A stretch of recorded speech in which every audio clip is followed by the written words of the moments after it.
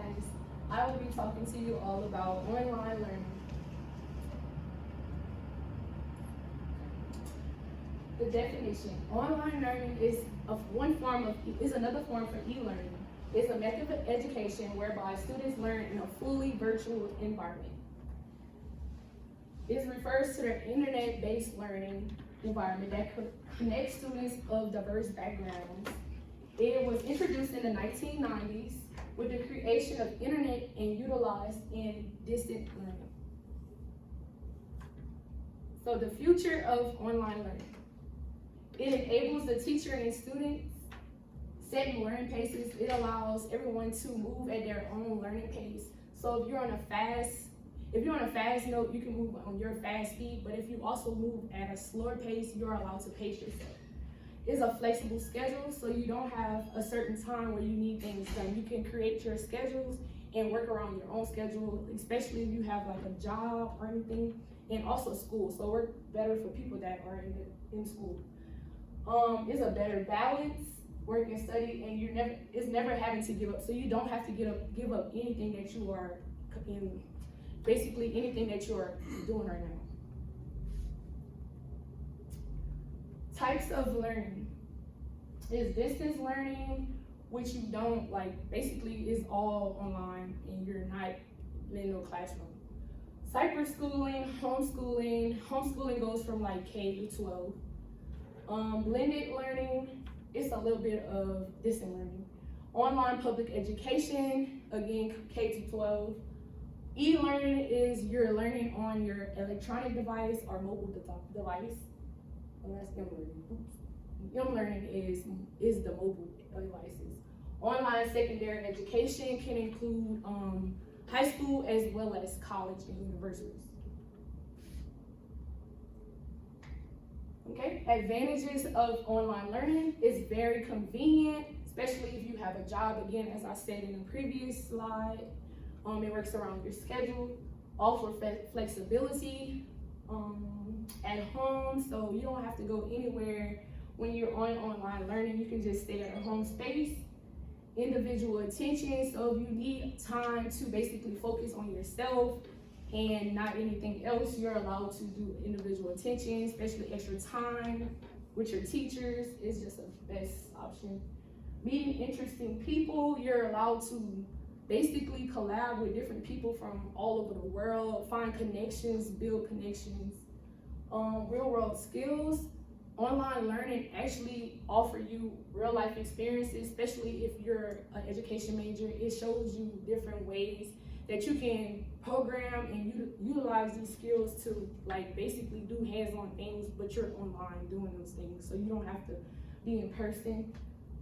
Self-discipline, it helps you practice with self-discipline because basically you have to learn how to wake up on time and basically put yourself on a schedule so that way you are able to accomplish what you need to accomplish, and also again give you connections. Disadvantages, a lack of practice-based learning. So, oh Lord, I feel like instead of it's basically taking away your time from being in the classroom. So basically the things that you can get in the classroom you can't really get online because you're not really doing hands-on things. Difficulty in adapting. Some people do have a hard time basically learning on the computer because they can't learn by themselves. They don't have the discipline for that. Not easily accessible. Some people do have hard times working with technology or just basically doing all especially a lot of older people, they really can't do it compared to a lot of younger people. Not suitable for every topic. Reliance on technology. We rely a lot on technology, so we do have a very disadvantage for that. Screen time. I feel like we do have a lot of screen time. Time management. We do have to have some type of this time management so you can get your things done in a fashion, timely manner, and lack of trust. Sometimes when you're online, not too many professors trust on what you really know, your knowledge, because like I said, some people really cheat and stuff a lot, so they really don't know the things they say, okay? Tips on teaching online. So you have to plan your classes. You have to make sure you know what you're gonna do for the next day. Prepare and master technology. You have to make sure you know how to work certain technology websites, resources, and everything that you want your students to do, as well as you have to teach yourself to do it before you can teach someone else. Set up reliable working stations.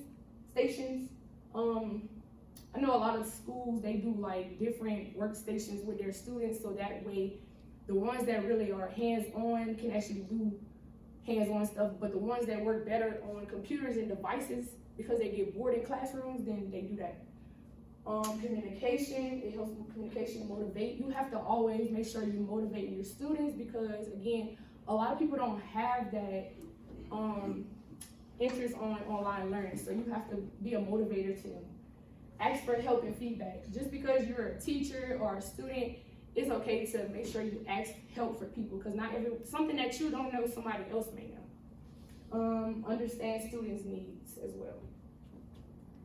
Okay, so this is the growth chart of the most learners online. So between 2016, we were at our lowest, but then over the years, especially with COVID taking a toll on our lives, we actually had to use more of the technology part, and that's something that we never really expect. So each year from 2016 to 2001, it's still on a rise and still into 2022. Next, 12 types of challenges in online learning. We have technical issues, continuous feedback. Sometimes we do forget to, I know from some Zoom calls, some of us forget to basically take ourselves off of mute, and we probably didn't want to do a whole lesson, and we forgot about that. Time management, we have to make sure we have some time management, because online learning can really get overbearing and very hard, and you just really need a push for yourself. Different learning styles. Again, some people some people are not online learners like myself. I'd rather be in person so I can learn everything hands-on and get the full feedback.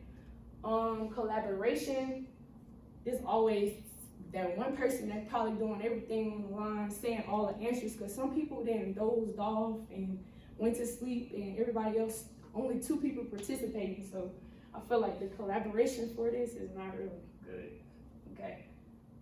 And then student engagement, we do have to find like different ways to engage our students, because again, you can't just be talking for the whole time, just talking, and nobody not even seeing anything. Okay. Tips for success. There are a lot of different tips for online success, but these really stood out to me the most. Always have correct expectations. So if you're not expecting to gain anything out of online learning or just in your course in general, then okay, so you have to know your resources as well. So if you don't know your resources, then how are you going to educate someone else? Seek help when needed. Again, it is okay to seek help when you need help, because how will someone know that you need help when you don't tell them? Okay. Back to know your resources. Like, you have to know your material, because playing games. So online learning also offer a lot of games, like games that you can play with your students, so that way you're just not doing strictly work at the time. So when I say games, it's basically very beneficial. You break up the routine, retain knowledge. It builds the relationships among your students and the teachers. So if you want to get on a call, you want to start off with a game, that I feel like that's best to grab your students' attention.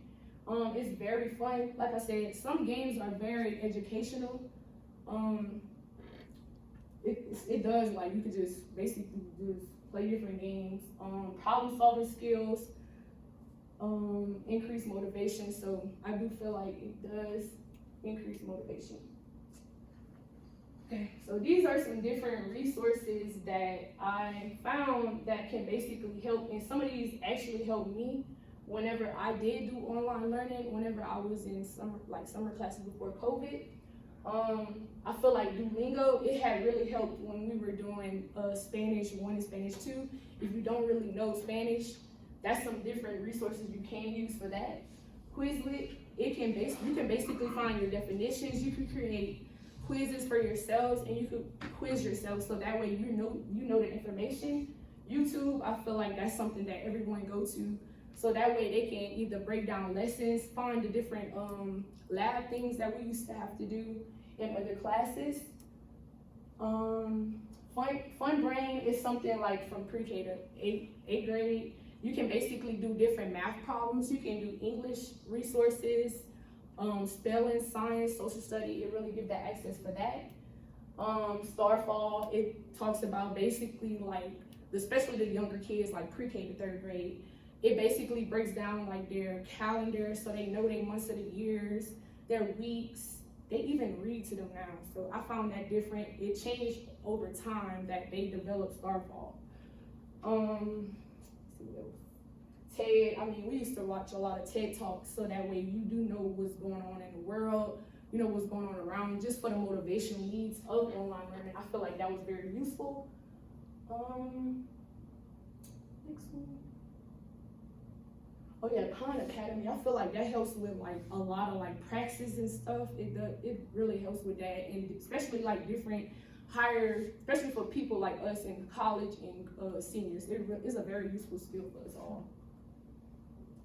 This is my references, and my advice to you all: never stop learning, no matter if we're on online learning or in-person learning. That's something that's never going to change. We're going to have to use education everywhere we go. And thank you. That's the end of my presentation.